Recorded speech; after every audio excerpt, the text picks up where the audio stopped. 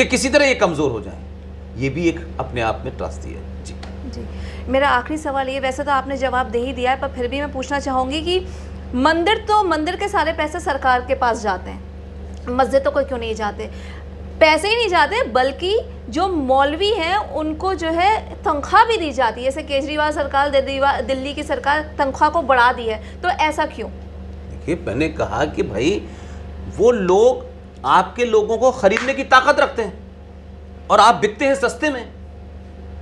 अगर आपकी कोई कीमत लगाए और आपके मूल्य, आपके परिवार की जो आस्थाएं हैं वो इतनी मजबूत हैं, तो आपको कोई खरीद नहीं सकता ना। आपको 5 करोड़ रुपया देकर के आपसे कहेगा नहीं कि अपने बाप को गाली दो, आप देंगी। लेकिन अगर आपके आस्थाएं, मूल्य, परंपराएं और सरोकार कमजोर होंगे तो कोई भी खरीद लेगा आपको। हिंदू बिकता है सबसे पहले, इसलिए दिल्ली में 1 महीने का बिजली का बिल 2 रुपए किलो चावल मिलने से हमने सत्ता में बिठा दिया। अब वो हज हाउस बना रहा है, अब वो मुसलमान मौलवियों को तनख्वाह दे रहा है, अब रोहिंग्या मुसलमानों को बसा रहा है। तो आप चिल्ला सकते हैं, तो भी वोट तो हिंदुओं ने दिया था। क्या सारी 70 सीटें जो दिल्ली की हैं वो मुसलमानों की वजह से जीत गया? वो 2, 4, 5 सीटें जीता होगा। तो हिंदू कौन सा हिंदू? तो कौन सा हिंदू को आप कहेंगे कि ये राष्ट्र के प्रति समर्पित है? ये नहीं है। हिंदू बिकता है। मैंने कहा ना, हमारी औकात इस देश में 2 रुपए किलो चावल से ज्यादा नहीं है।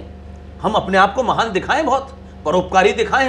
हम झूठ मक्कारी पे खड़े हुए लोग हैं। लिहाजा केजरीवाल जैसी मानसिकता सत्ता पर रहने के लिए, इससे पहले भी लोग यही कर रहे थे।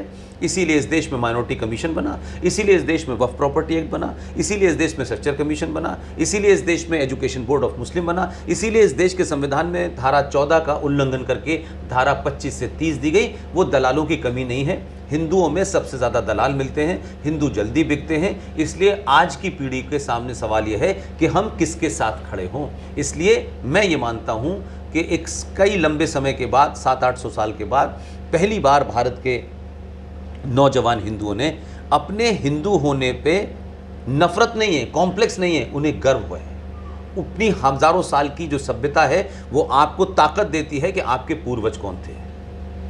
सब आपके पूर्वज बिकाऊ नहीं थे, लेकिन इतनी लंबी मेहनत के बाद जो आज की जनरेशन में लोग आ रहे हैं, उस वजह से एक नया नैरेटिव हो रहा है। इसलिए आज आप ये सवाल पूछ रही हैं। 10 साल पहले तो ये सवाल भी नहीं लोग करते थे, एमयू के बारे में जानते ही नहीं थे। लोकल मीडिया को पीआरओ डिपार्टमेंट से 4 विज्ञापन मिल जाते हैं। वो इरफान हबीब के इंटरव्यू छापते हैं कि होली के रंग का